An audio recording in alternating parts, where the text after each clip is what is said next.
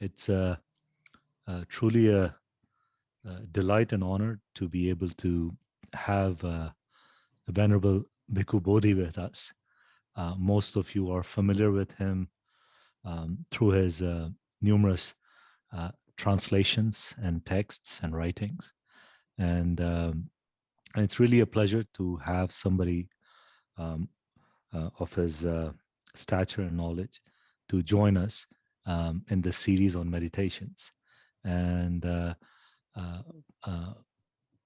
Bhante, it's all yours. However you want to use the time. We will leave maybe 10 to 15 minutes after your talk for question and answers. Okay. And if folks have questions, please feel free to put it in the chat box. And Matt is going to help moderate the conversation at the end. So thank you, Bhante. Thank you so very much for joining us again. Okay, so thank you very much, Venerable, for inviting me to participate in the series. I know you invited me back in December to join during the period in January when you were holding the course, but I was not available at that time. So I'm happy to be able to catch up now in April. Is my audio coming through clearly enough? Okay. Yeah, so the topic, this meditation subject that I'll be focusing on this evening is a meditation subject called the contemplation of the four material elements, the four physical elements. In Pali, they're called the Mahabhuta, the great primary elements, or the Dhatu, the material elements of the body. But I want to situate this practice in the broader framework of Buddhist meditation and situate it in relation to a system maybe some of you are already familiar with called the four satipatthanas, which is sometimes translated the four foundations of mindfulness or the four establishments of mindfulness. I see there's somebody in the waiting room. Do I admit them or? I'm letting them in, Bhante. Okay. They will be trickling and I'll let them in. Yes. Okay, so the four foundations of mindfulness constitute a particular system of practice which is intended to bring into being, to cultivate, to nurture the two wings of Buddhist meditation, which are called in Pali samatha and vipassana, translated as calm or tranquility and insight. And all realizations along the Buddhist path, all higher realizations, come through some integration or synthesis of tranquility and insight. Tranquility on its own tends to a state of absorption called samadhi, and vipassana, the practice of vipassana, leads to the arising of panya or prajna, wisdom. And sometimes these two modes of practice are treated somewhat independently of each other. But within the Satipatthana system, the establishment of mindfulness, the two are brought together in such a way that they're cultivated, that they're both cultivated within the system, and ideally cultivated in tandem, so that we always have insight arising on a foundation of tranquility and tranquility generating insight. Okay, now the four foundations of mindfulness are four ways of dividing up what we might call the field of experience. So four domains in which the field of experience is analyzed or divided for the pragmatic purpose of contemplation. So the four foundations are the body, and the practice here is contemplation of the body. And this is said to comprise, in the tradition, is said to comprise 14 exercises, but the last 9 are really variations on a single principle. So effectively, these amount to 6. So the 6 practices are mindfulness of breathing. Second, knowledge of the postures in which one is holding the body. Then comes a practice called clear comprehension, which means being fully aware, knowing what one is doing in the midst of the diverse activities of everyday life. Okay, then fourth comes the meditation on the inherently unattractive or unbeautiful nature of the body. And I'll be dealing in a little more detail with this as we go along. Then comes the meditation on the 4 physical elements, which I'm going to focus on this evening. And then the 6th exercise within this contemplation are 9 contemplations. Please hold on for a moment. Contemplations of the body in different stages of disintegration, which ideally it takes place in a charnel ground. In ancient India, they would just throw bodies of criminals who had been executed into the charnel ground, and monks would go there to watch the body disintegrate in different stages. But I group all of these 9 stages into one as just the reflection on or contemplation on the disintegration of the body after death. So all of these come in contemplation of the body.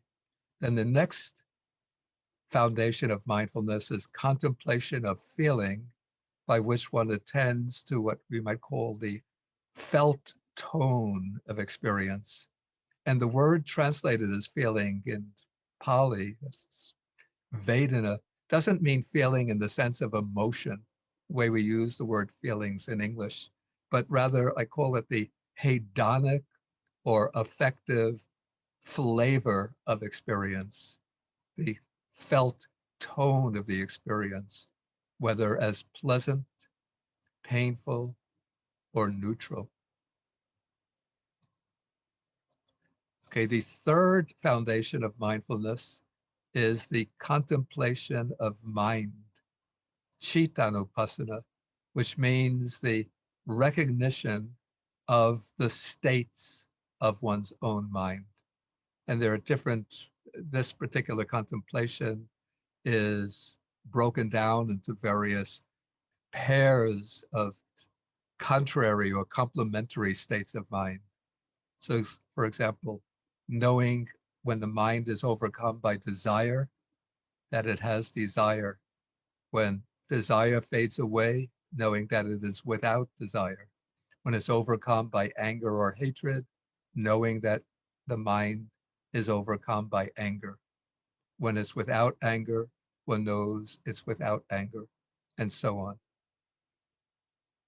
So those are the 3 initial contemplations, which are relatively easy to understand, or relatively easy to understand why they are the way they are analyzed into the different constituents. The 4th foundation of mindfulness is really the name for it is difficult to translate. The name in Pali is Dhammanupassana, which means contemplation of Dhammas. And the word Dhamma, I don't know how familiar you are with Buddhist studies, but the word Dhamma has many, many different meanings within the framework of the Buddha's teachings. But here, in fact, there are different interpretations among commentators of the exact meaning of Dhammas within this contemplation. But the way I understand it is that here the Dhammas means groups of phenomena that are organized in accordance with the progression of the Buddha's teachings. So we have in contemplation of Dhammas, first the 5 hindrances, the particular mental states that are obstructions to meditative progress. Then, not in immediate succession to this, but later in this particular contemplation, we have the 7 factors of enlightenment, which are the factors which promote and contribute to the progress in the practice of contemplation. So the 5 hindrances are the obstacles, the 7 factors of enlightenment are the aids to progress.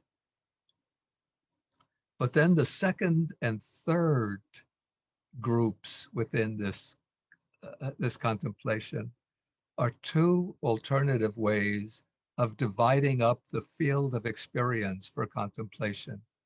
One is by way of the 5 aggregates, 5 ways of classifying mental, bodily and mental phenomena. And the other way is by way of the 6 pairs of sense bases. That is the sense faculties or sense organs and their corresponding objects. The eye and visible forms, the ear and sounds, nose and odors, tongue and taste, the physical body and tactile objects, and the mind faculty and mental objects. Okay, then the 5th group within this set is the 4 Noble Truths. And so the way I understand this grouping within the contemplation of Dhammas is that in the initial stages of practice, one has to confront and overcome the 5 hindrances. Once the 5 hindrances are removed, even temporarily, then one can move into contemplating the field of experience, either by way of the 5 aggregates or by way of the 6 pairs of sense bases. As one's contemplation of the field of experiences gains strength and momentum, then the 7 factors of enlightenment emerge, gather strength, and eventually reach their pinnacle. And when they reach their pinnacle, then they bring the direct cognition of the 4 Noble Truths.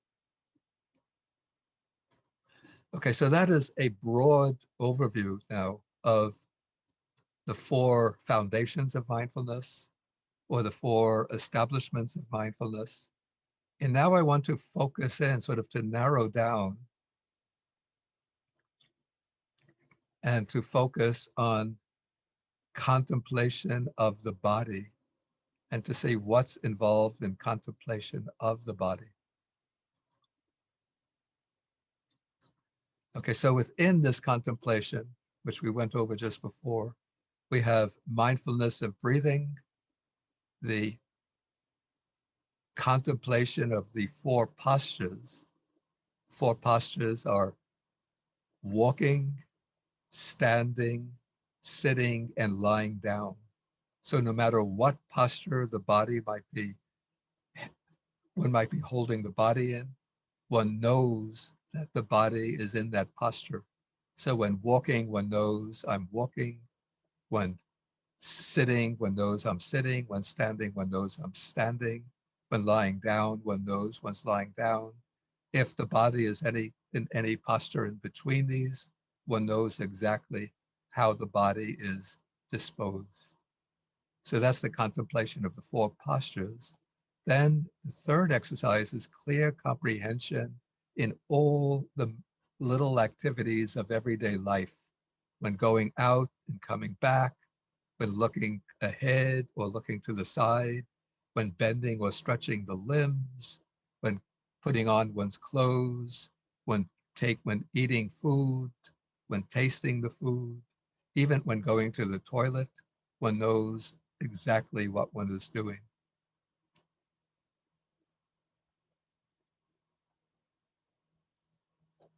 Okay, then the 4th exercise here is the contemplation of the unattractive nature of the body. And this means that one observes the body. Well, first, let me just then complete the overview of contemplation of the body. So the contemplation of the foulness of the body or the unattractive nature of the body means that one examines this body from the top of the head down to the soles of the feet. One sort of penetrates beneath the surface layer of the skin in order to see what are the constituents, the components of the body. And the tradition enumerates 32 parts of the body.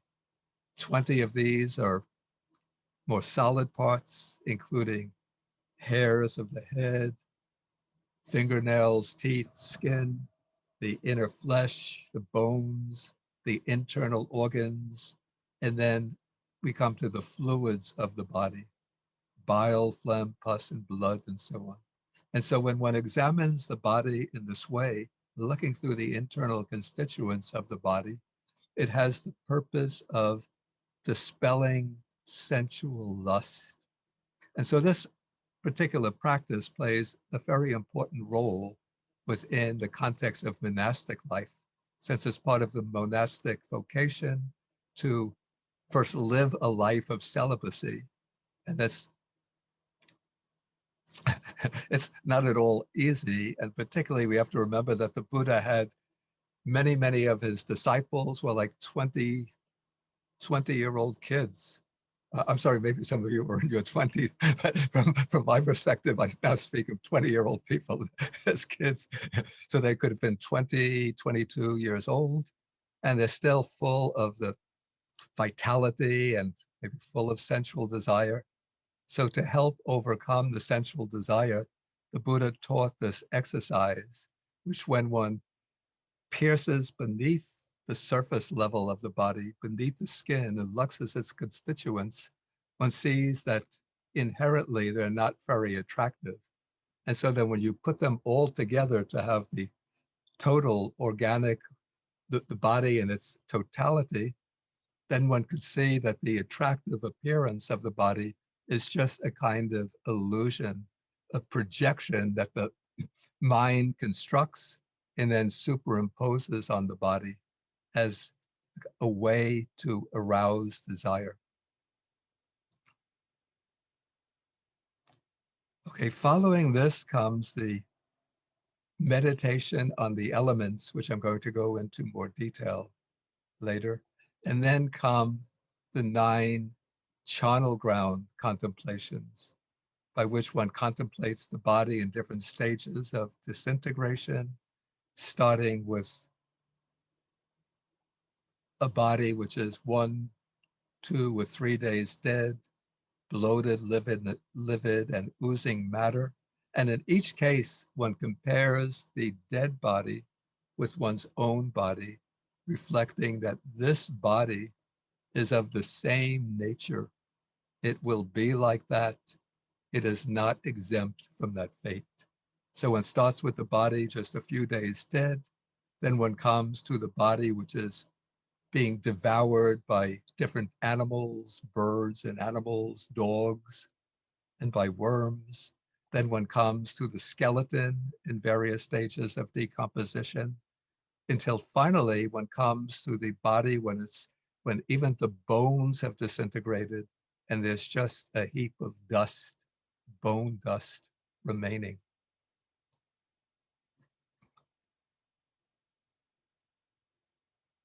Okay, now the way I understand the exercises within the contemplation of the body, and this is my own way of understanding their function within this broad category. I distinguish the exercises as having 2 primary functions.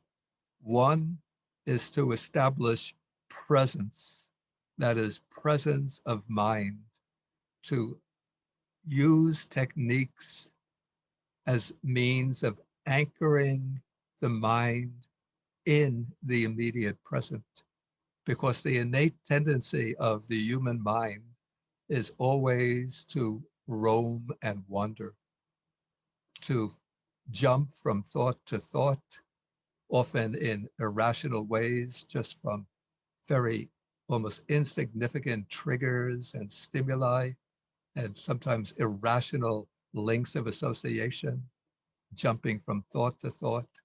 to the point where the mind becomes overcome by agitation and restlessness. So initially, the task has to be to pull in the mind from its disposition to roam and wander, to pull the mind in and focus it in the present, to establish a present moment awareness and awareness of experience in its immediacy. And I see this to be the primary functions of the first two exercises in contemplation of the body. I know that each of these exercises can be taken independently and pursued on its own, even to the deeper stages of samadhi and insight. But when we take the 6 exercises as a unit, as part of an integrated whole, then I see mindfulness of breathing and awareness of the postures as the means of drawing in the mind and anchoring it in the immediate present. And that establishes a kind of uh, a present moment awareness, so that the mind is no longer running and roaming outside, but is now stabilized, settled, drawn in, focused, and increasingly more concentrated. Then, with the third exercise called clear comprehension, one sustains that awareness of the present moment awareness through the activities, the diverse activities of one's everyday life, so that when one leaves the formal session of meditation and becomes engaged with one's regular activities, one doesn't lose one's mindfulness. One doesn't lose one's presence of mind. But whatever activity one is engaged in, one knows what one is doing as one is doing it. To give an example, with the act of eating, like usually when we eat, I mean, if we're with friends, we just take the food down and we talk and chat, and we're not even aware that we're eating. And if we're alone, we might, of course, we don't have anybody to speak to, but we're always just scooping the food up, putting it into the mouth, and just eating for the purpose of enjoying the taste of the food. And so we pay very little attention to the act of eating itself, but just we go craving for one taste after another. And we don't even fully experience the mouthful that we've just taken. But as soon as we're chewing one mouthful, we're thinking about the next mouthful, or if we're eating the main meal, then we're thinking, what's for dessert? And when we're eating dessert, then we're thinking about the cup of coffee to finish the dessert. So with clear comprehension of eating, the way I found it useful to do is break it down into 5 stages.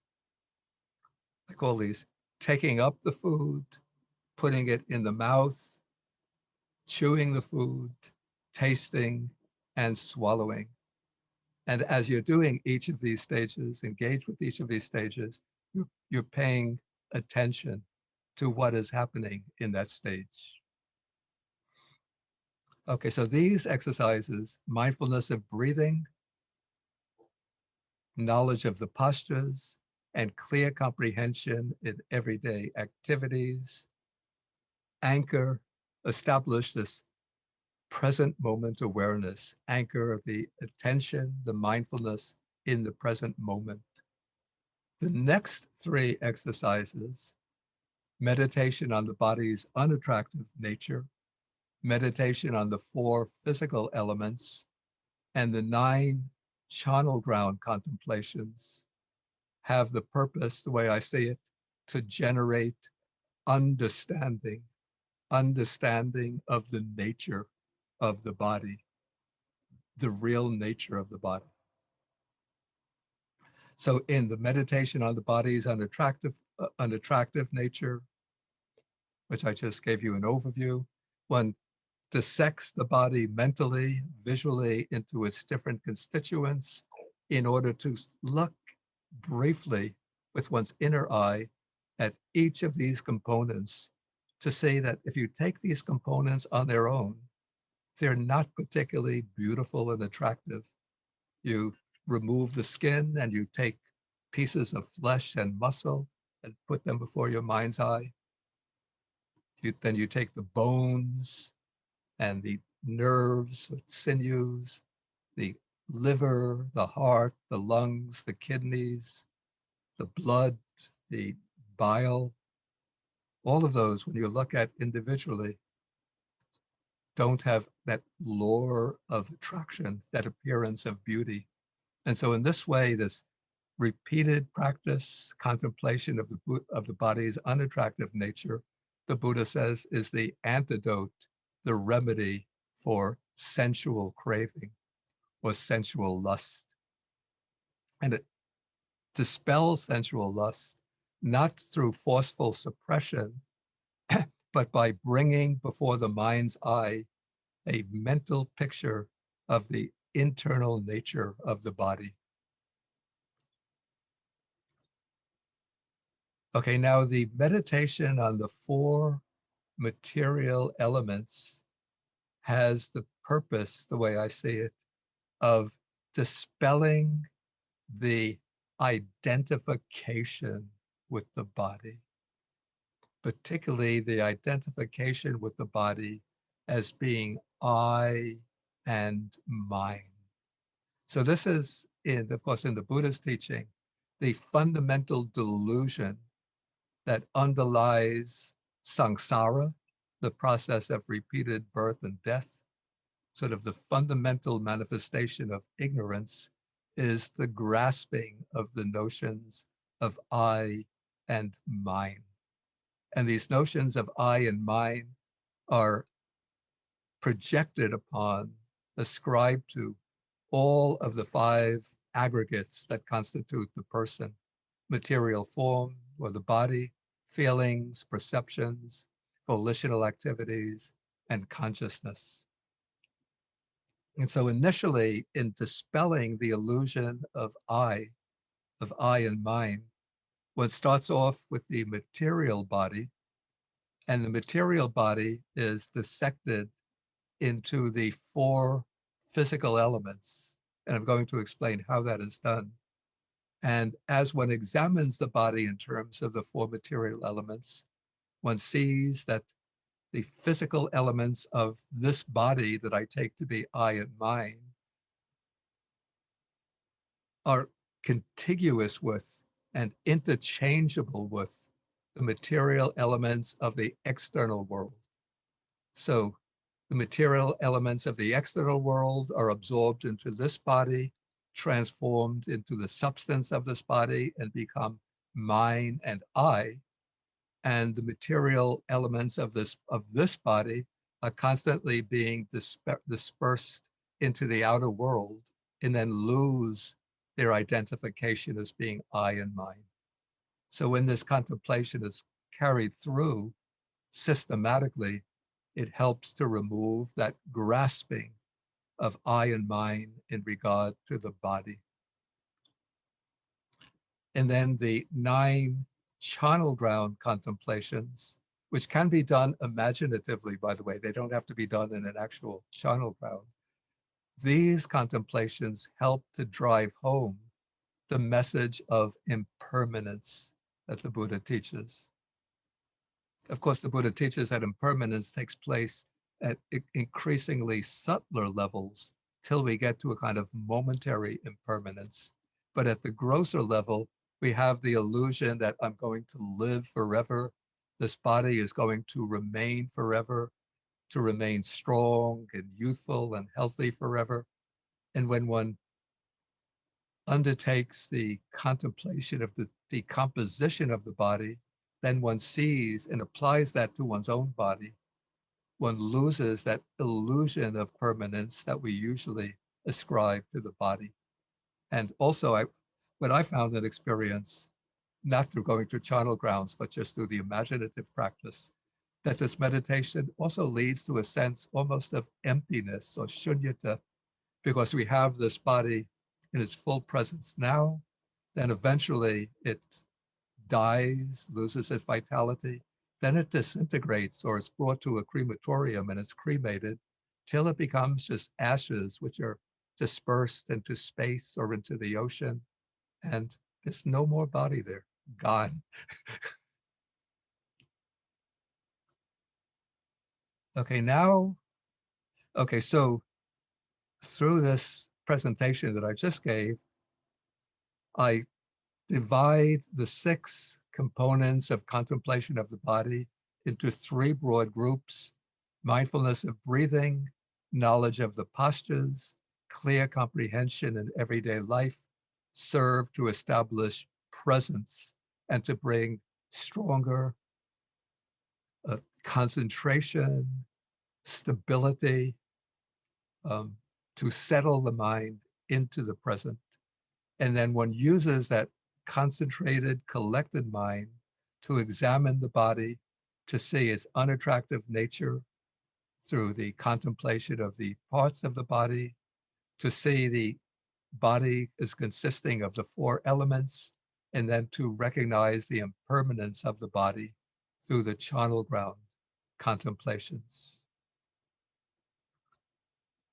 Okay, now I want to go into the contemplation of the elements. And maybe I will share the screen for this.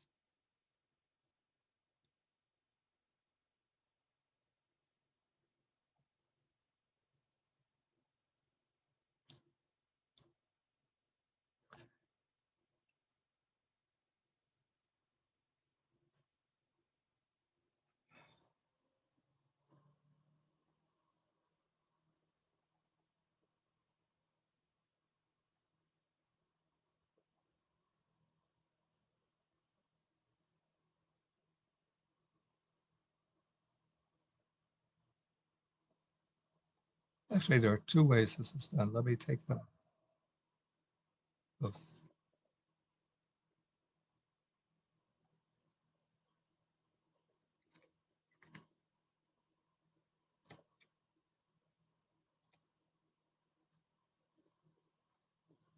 Do you see the file? It starts off with 5 elements at the top. Okay, that's good. Okay, so there are 2 ways in which meditation on the elements can be practiced. One is the concise way, and the other is the extended way. Maybe first I'll take the extended way. And the extended way uses more, a stronger component of conceptual thought or discursive thought, whereas the concise way is, I say, it's more directly experiential. So this is a discourse, a sutta, in which the Buddha is speaking to his own biological son named Rahula, explaining to him the meditation on the elements. So he says, like first he raises the question, what is the earth element? And then he begins, whatever internally belonging to oneself is solid, solidified, and clung to. And then he enumerates 20 components of the body in which the earth element, with its property of solidity or hardness, is prominent. And these go from the hairs of the head, body hairs, and so on, through to the stomach, feces, and the brain.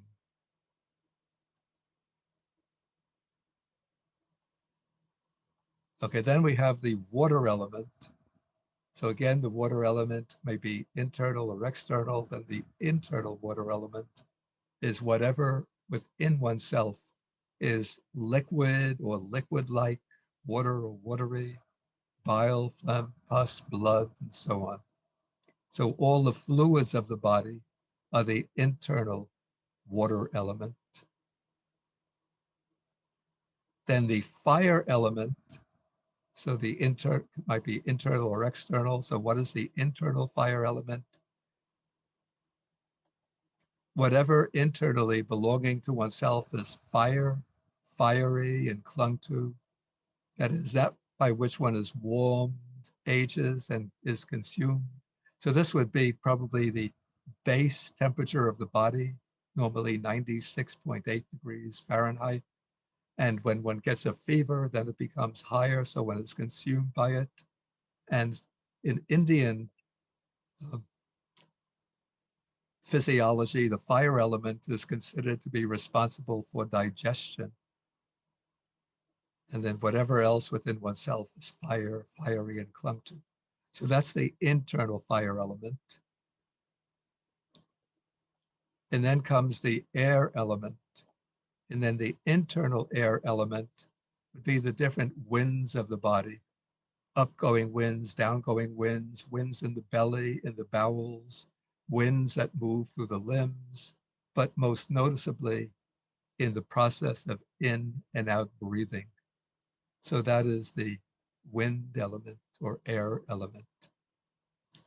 And so in practicing this meditation in the long form, the extended form, one would mentally work through the body, taking each of these constituents as representing the respective elements, going through again and again in order to see how the body in its totality can be analyzed and broken down into different constituents or processes which represent the four elements.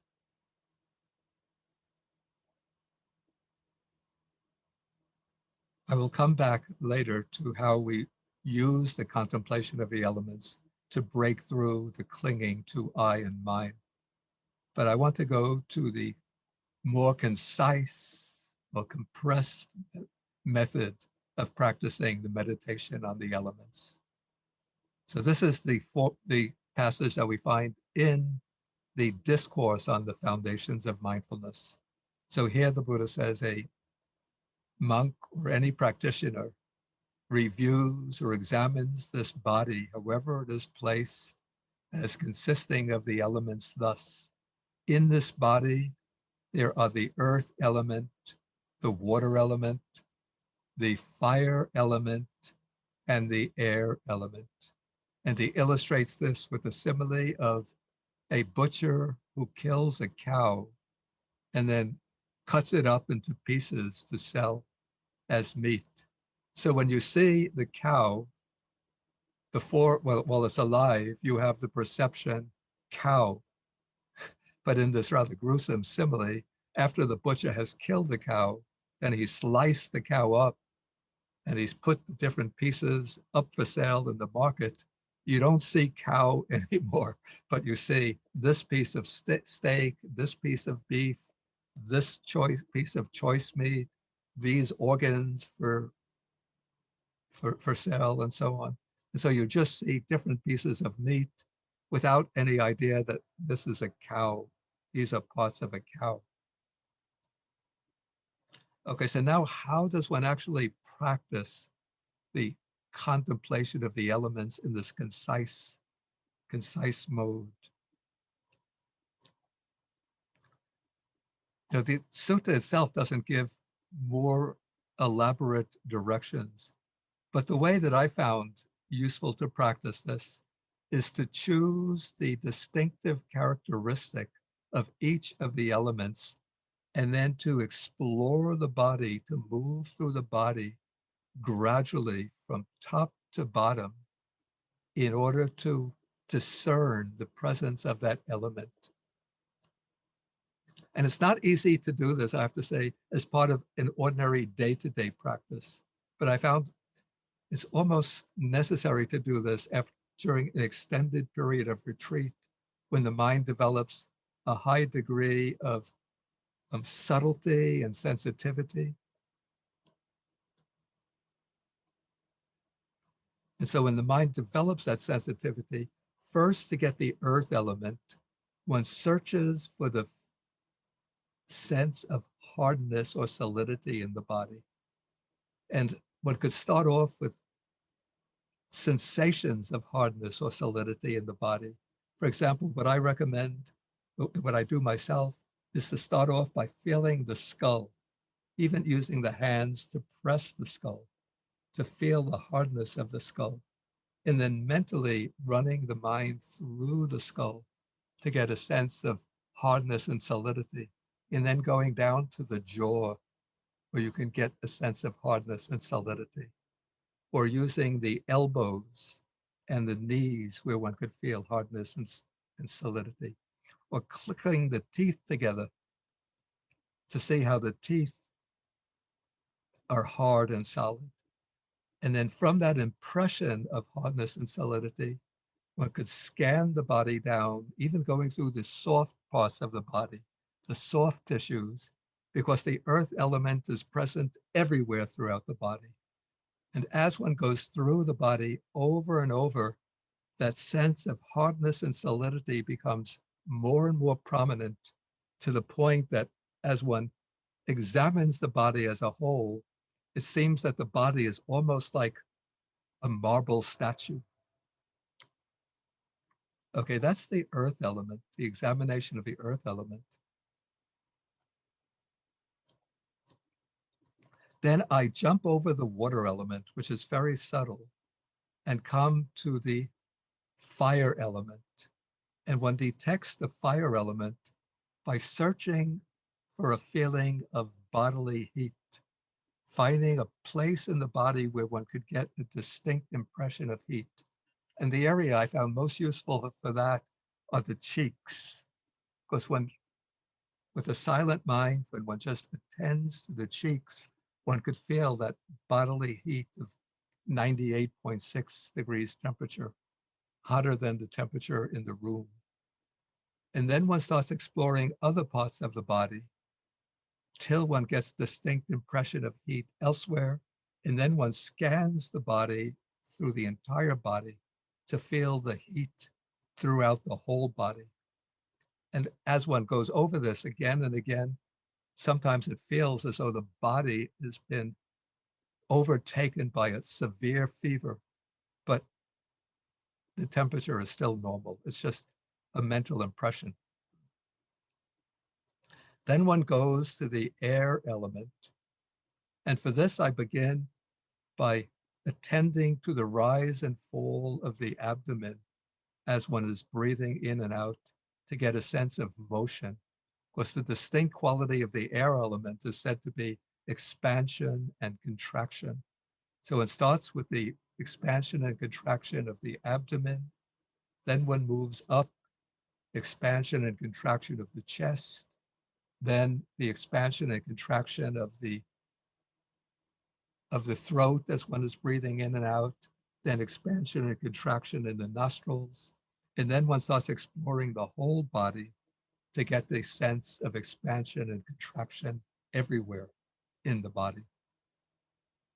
Then lastly, one comes to the water element. And this is extremely subtle. So the way I found it useful to do this is just to sort of mentally scan the body, reflecting that this body is something like 75% water. And so one runs through the whole body, trying to get a sense of the liquid component that's present throughout the whole body, even in the most solid parts of the body, like the bones. Okay, so in this way, one gets the initial sense of the presence of the four elements in the body. And then one uses more reflection and discursive thinking to reflect that the earth element within the body and the external earth element have a shared characteristic of being simply the earth element. So every day we eat several meals, we take food from the outside, in which the earth element is prominent, put it in. So I take this plate of rice and curries and vegetables and fruit, put it in. When I look at it on a plate, is that you? No, of course not me. But then I eat it, and a day later it becomes metabolized and integrated into my body. Then that is me. I think that's me. That is I. That's mine. Then feces are accumulating in the intestine, I have to say now that's part of me, but when I go to the toilet, that's no longer me, but now it's external earth element. And so in this way, when one reflects in this way, then one could see that this body is not mine, not what I am, not myself. And this can be applied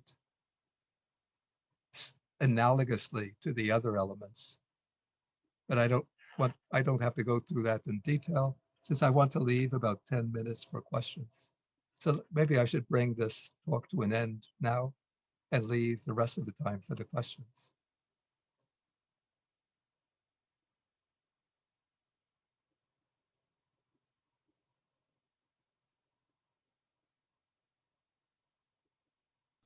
Well, thank you very much. So I'm going to handle the Q&A, and I have a couple questions, but I just want to let people start putting in questions to the chat. That's one of the best ways to do questions, and we'll start with the chat questions. And I'm sure Tenzin also has questions. I have one question to just get us started, and then I want to hear also what Tenzin has on his mind. But you talked about 4 elements, and often there's a 5th element that is talked about, right? And that's often called ether. There's many names across many religions and philosophies. I'd be curious to hear your perspective on ether. Yeah, actually, that is also mentioned in the Buddha's discourse to Rahula. Here it's translated as the space element. Yeah, so sometimes 5 elements are mentioned, 5 material elements, including the space or ether element, which you can see here how it's explained here. This is the internal space element. This would be the space within the holes of the ears, the nostrils, the opening of the mouth, be the opening, the space of the throat, the space in the stomach, the space in the intestines. In the early suttas, the space element is not so much emphasized of the cosmic universal space, but rather the empty spaces within the body. And then also sometimes a 6th element is mentioned to make the analysis complete, and that is the consciousness element. So we have 5 material elements and the consciousness element, which could be taken to represent all states of mind and mental factors. But for some reason, in the usual description of the meditation subjects, only the 4 material elements are mentioned, not the space element. Yeah, I think because the 4 material elements are the primary elements, whereas space element is considered a derivative or secondary element. Yeah, that's fascinating, because there's also been contemplations in like Aristotelian philosophy about kind of what's underlying these different elements. And, you know, when we talk about fire, air, water, and earth, you have like this dryness to wetness kind of dimension. You also have another dimension of like hot to cold. It can be metaphorical. Does that come up here? Yeah, actually, within sort of the Abhidhammic way of treating the elements, each of the elements is taken to have like a range of degrees of manifestation. And so the earth elements, say, ranges from hardness to softness, and the water element from complete wetness to dryness, the fire element from agonizing heat to coldness, and the air element, I guess the 2 poles are expansion and contraction. Very neat. Tenzin, I want to give you a chance to ask a question, then we can go to the chat. Sure. Thank you so much again, Bante. And we do have a few monastics attending this talk, but I wanted to ask on a slightly different angle that there are plenty of references and techniques, as you suggested, um, to foster a kind of detachment from the body, to understand impermanence and so on. One of the things that that has come quite a bit in light, and I was wondering if there are any sources than Pali Canon around the practice, that when in society at large, when you see aspects of, aversion to body or Yeah, self-hatred or low yeah, yeah, yeah, self-esteem yeah. sort of thing, how would you recommend any contemplation around that so one can come to middle grounds, so to speak? Yeah. Okay. I'm just going to stop the share so I could Sure. see we don't have to refer to this. Yeah. First, I would never recommend that meditation on the parts of the body to people who have maybe a feeling of shame about their bodies or displeasure about their bodies or some aversion towards their bodies. Each meditation subject is considered a kind of antidote to a particular illness of the mind. And so the meditation on the unattractive nature of the body is intended for those who are particularly attached to the body or particularly overcome by sensual craving and for the enjoyment of sexual pleasures.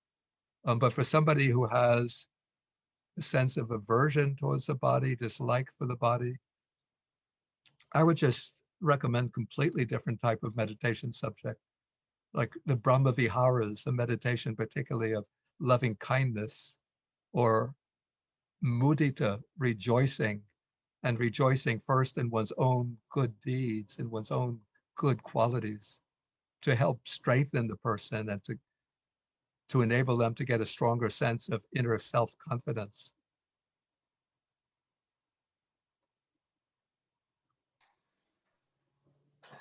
So I want to open this up. Svetlana in the chat has a question. She asked, this might not be on topic, but I think it is actually connected here. Is anatta a method of disidentification or an ontological principle? If possible, can you please answer in the context of sutta and abhidhamma? Oh, that I have to say that question would require almost a separate lecture in itself, but maybe I'll try to treat it briefly. I would say, how does she phrase the two alternatives? So we have disidentification or an ontological principle. Okay. I would say first that it is in a way an ontological principle, but it's not posited as such in order to present a philosophical ontology. It's just that it's like the fundamental insight of the Buddha is that the notion of self that we ordinarily entertain, the notion of a self-subsistent, enduring, autonomous subject of experience is an illusion, a delusion, a mental construction, which we take to be real.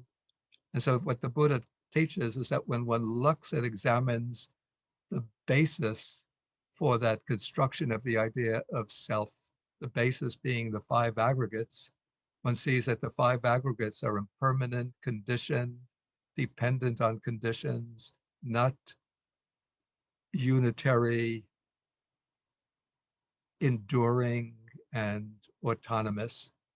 And so when one sees into the underlying base for the idea of self, then the notion of self loses its claim to loses its ontological status, its claim to ontological reality. So in that way, anatta is an ontological, I would say an ontological principle, but its purpose, as I said, is not to establish a philosophical ontology, but to guide the practitioner towards breaking the identification with the complex of body and mind in order to bring dispassion, viraga, and vimutti, liberation. Yeah, so that's a concise treatment. Yeah, that's the concise version of it.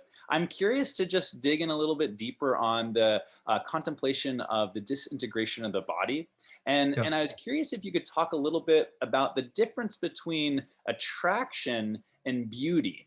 Because one of the details you were talking about is how we see some of the ugly sides of things. And seeing the ugly sides helps release us from our attraction, right? But I'm curious, what is beauty in this context? And do we then find beauty in this disintegration, or where's beauty play a role?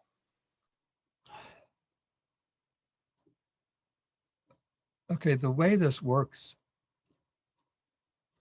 the Pali word here is subha, the Sanskrit would be shubha, I guess. And it's not so much beauty in the sense of here as aesthetic beauty, like the beauty of a work of art or beauty of like piano concerto by Mozart, not beauty in that sense, but it's the appearance of the body in ways that trigger the arising of sensual lust, sensual craving.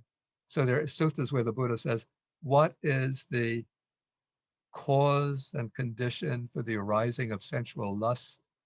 And then he says the cause or condition for the arising of sensual lust is subha nimitta, which means the beautiful appearance in regard to the body. And so the way to dispel the sensual lust is by counteracting the subha nimitta, the appearance, the beautiful appearance of the body. And that is done by looking deeply into the nature of the body, the constituents, to see that when taken separately, laid out on the table, so to speak, they're not beautiful. And so that will dispel that would serve as a deterrent to the arising of sensual craving. And I want to say also, my own heretical thought, when I look into the way the body functions from another angle, I have to say that the way each of the organs functions, it's amazing, magnificent, and incomprehensible. Like, I don't even know what the spleen does, but it's been doing its work throughout my life. I don't have to tell my heart to beat every so many times every minute of the day. It goes on beating. The liver goes on with its multiple functions throughout my life. And all of these organs are functioning in synchronicity to sustain the life of the body. And that way, the function of the body is magnificent, a marvelous machine. But from a practical angle, for the purpose of dispelling sensual desire, or the identification with the body as being I, or the illusion of permanence, these contemplations play their role. It sounds like, what I'm hearing is that there's this difference between the illusion of attraction and like a deep beauty, because some of the things you just described, even though you caveated with they're slightly heretical, are the deep, beautiful things that as you were thinking about those details. And this gets into Mary's question that she just asked, which is, how does the concept of a precious human birth fit into these meditations?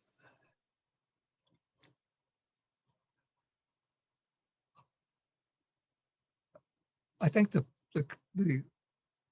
theme of the precious human birth doesn't fit within the scheme of meditation itself, but it's almost like a distinct theme of reflection in order to sort of motivate oneself to practice diligently.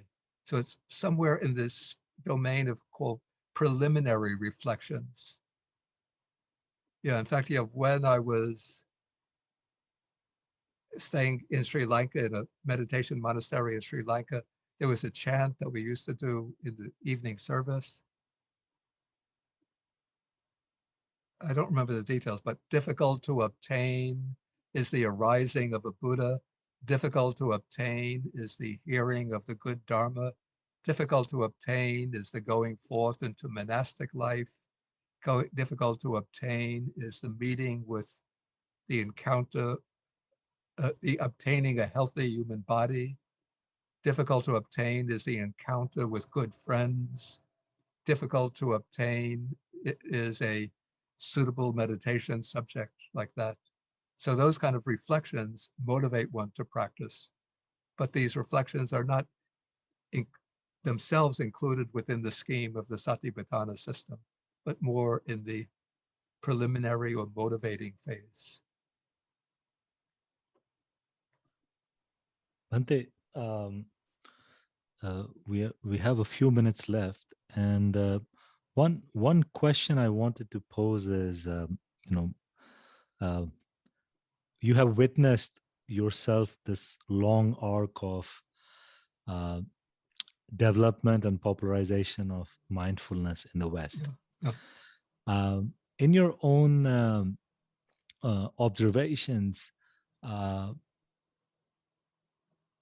what are the things that you think um, uh, ought to be encouraged more, rather than just saying a traditional framework of mindfulness or so on?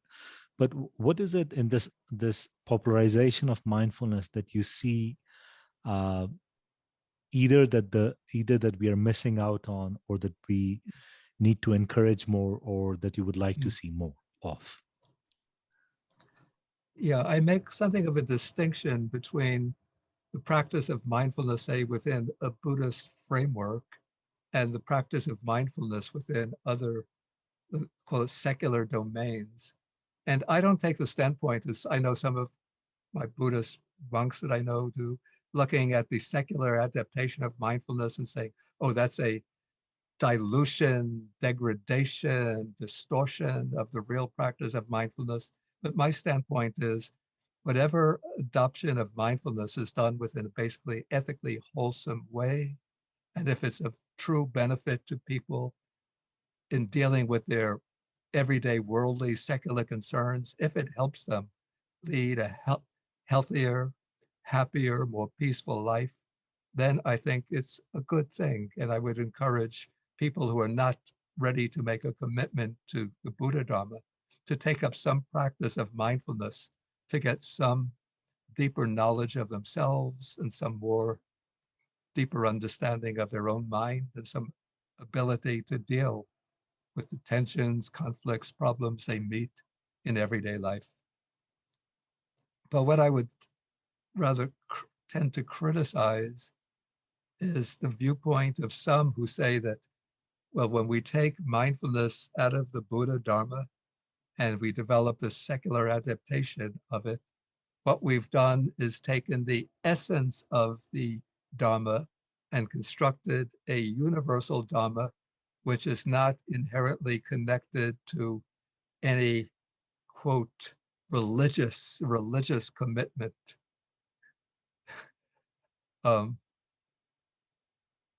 Which doesn't require any religious commitment. That, I would say, is distorting and misrepresenting the role of mindfulness.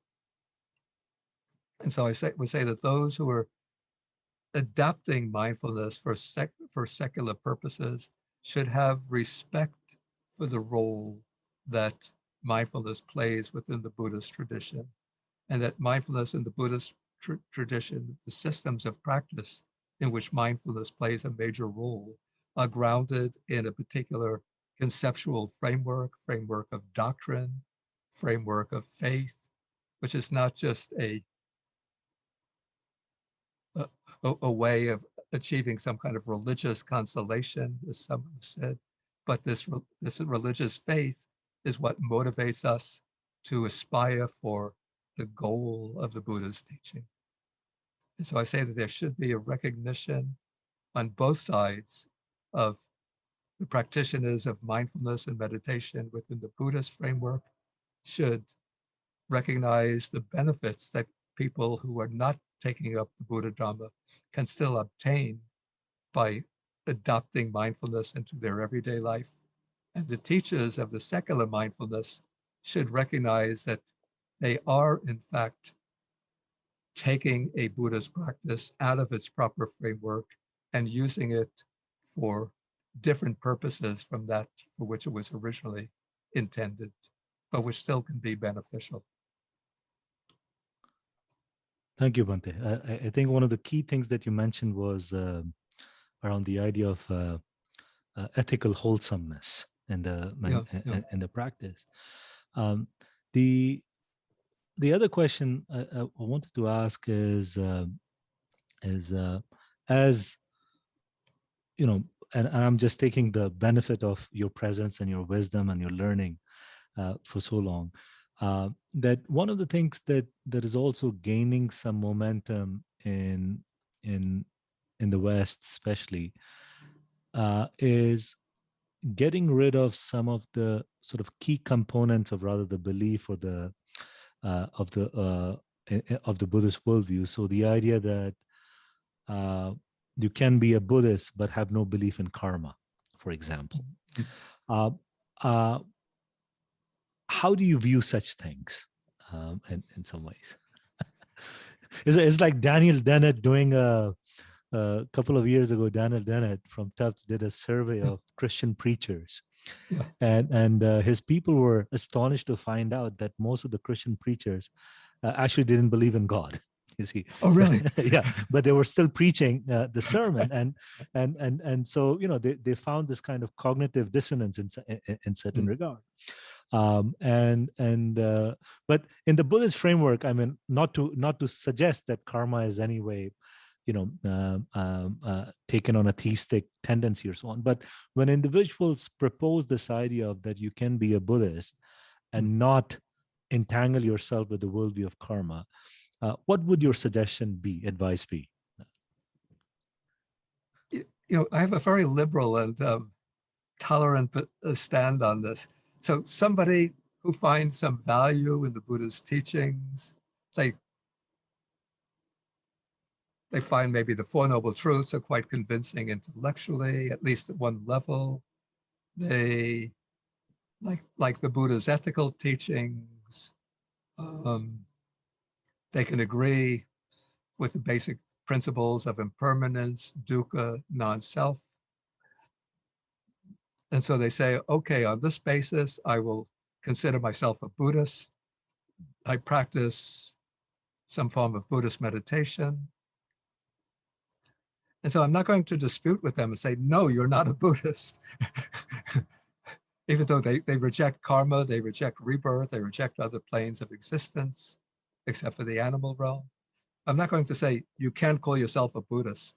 But what I would say is that the Noble Eightfold Path involves 8 components. The first component, the first factor is right view. And right view has, at least part of right view is having at least an intellectual understanding of the law of karma and the way karma operates over multiple lives and extends over different realms of existence. So if you reject the teachings of karma and rebirth and other realms of existence, you can call yourself a Buddhist, but you can't say that I am a Buddhist who has fulfilled the factor of right view. If they say there's no karma, no, in the original sense, no rebirth, no realms of existence apart from the visible ones, then I say that they are a Buddhist, but with wrong view. But if they just say, I'm going to suspend my belief about that, can't see it, can't touch it, so I don't make a commitment either way, I say, okay, you're a Buddhist with an agnostic standpoint, but still not yet with the right view. Thank you, Bhante. Matt, do you have any other questions in the wings? I did have one final kind of reflection here, which was about attention. And you were talking about where to pay attention in the present moment, and you're talking about eating. That was one specific example. And I was just thinking about other examples where there's a lot of things going on that it's not as linear. So eating has this like start to end kind of process. When you're surfing the internet, there's not such a thing. When you're on social media, there's not such a thing. But social media and the internet, maybe that's a weird example, but you can imagine. But so I'd be kind of curious on that, but just like in this non-linear space, how do you practice right attention? Good question. I guess what has to make a real effort to keep oneself focused on what one is doing, and particularly with something like the internet. I mean, I'm a victim of this too. I might be on one website reading something, then the idea pops into the mind, what's going on in the world today? Then I have like a whole menu of news websites. So let me go on to Huffington Post, see what they say what's going on. Look at it, not satisfied with that. Let me go to the Guardian, see what they have to say. And then at a certain point, then I have to say, wait a minute. What was I originally working on? Oh, I was translating that sutta. Yeah, so it really requires a kind of self-discipline to keep on sticking to the task on hand and not being carried away by every thought that pops into the mind. Maybe one way to sort of overcome that is when the thought pops into the mind, just recognize a thought has popped into my mind of going to another website. And then think, I can do that later. Let me finish the task at hand. Then I can go check out what's going on in, where is it? What's going on in California or in Texas. I think we have all become very adept at kind of retroactive awareness after we have surfed for 20 minutes, then recognizing the attention shouldn't have been there or so divided. Bhante, I just want to be, I wanted to be mindful of the time. I know it's getting late there as well. So I just wanted to thank you for taking this time and for illuminating us on the subject of the contemplation on the elements. And I do hope that we'll have some other opportunity in the future to hear you more. Okay, and thank perhaps you. more often. A pleasure to be here with you. Thank you so very much, Bhante. Okay. Have a good night, everyone. Okay, Thank you. too. Thank you.